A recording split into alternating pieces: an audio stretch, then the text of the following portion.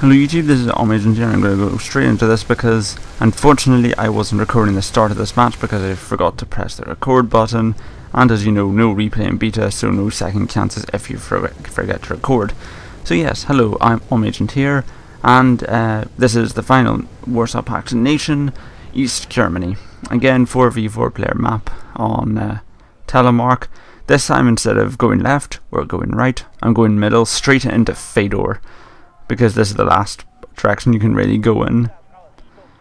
So overall, let's sort of sum up what's happened so far. Basically, I pushed into Fedor, there was a bit of opposition, but nothing happened, and I noticed that my allies were losing quite badly over in the other parts of the map, so I decided to start helping them out at this point. So as you can see, they've pretty much been pushed back to the town, they're being shelled, and yeah, we're also losing by about 100 points maybe. Not much, but you know, it's not good to lose, be in a losing position. And I'm back into my usual place as top person on the team with about 80 more points than anyone else. So yeah, overall, let's sort of sum up what I've done. Basically, I'm using these to keep East German recon units to spy about. I've put some of my airborne forces in the town and I'm surrounding it. And let's start going into East Germany's units. So recon, they've got a pretty good selection. They've got a sort of slow armoured recon, fast basic recon, recon infantry transported in basic helicopters, and a recon helicopter, a dedicated recon helicopter, if you will. Also, as you can see, moving my command vehicles across around the place. In terms of tanks, East Germany has a pretty poor selection of tanks. They can call in the T-55L or the T-34-85, and that's it. So pretty much think Poland when you're thinking of East Germany's tanks. Plentiful, cheap, but absolutely useless. Let's see, and what else to talk about East Germany? See, logistics. They actually have the worst logistics system I've seen in Warsaw Pact. They only have one logistics vehicle, which is expensive and not very well armoured. You know, it's got no armour whatsoever. It is fast like Grantia. It's at 150 kilometers an hour. It's a pretty nippy recon vehicle, so it gets where you need it fast. But overall, it's quite, you know, it's quite expensive for a logistics vehicle when you think about it. So as you can see it. Also, if I remember correctly, they only have they have a very limited amount of support units. They only have a basic Strela 1 system in terms of anti-aircraft defense, which in this cat era is just appalling, frankly.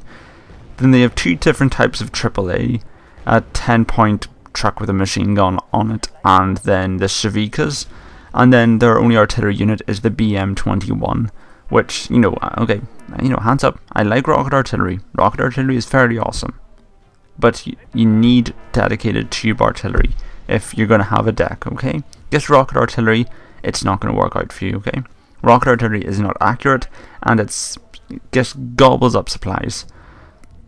In terms of gets, East Germany has 3 gets to choose from, but I can't really tell the difference between any of them. I think they range a cost from 70 to 85, so as always, fairly cheap gets when you compare it to the USSR's 200-point gets. And NATO seems to average at about 140 point gets, but overall I'm not really sure how effective. You know, I rarely use gets. I only ever use them at the end of the games to clear up usually. Well, there's one thing I have to say. East Germany's BM-21s are cheap, but 60 points. They're a lot cheaper than the BM-21s of European escalation.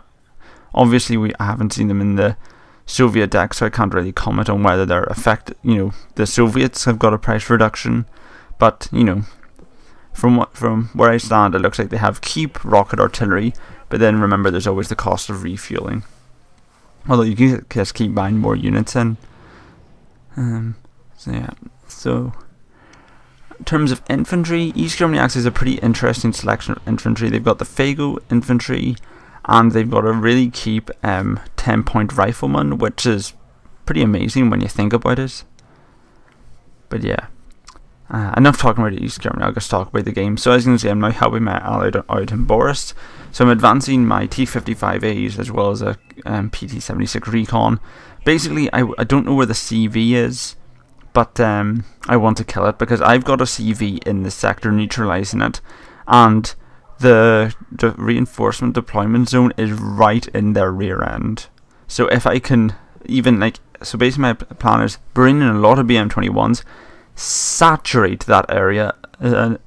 Even if I don't kill the command vehicle, I'll panic it, it'll move, sector becomes mine, I bring in a swarm of points to hit them where it hurts, and we take Boris and move it up to Michael as well.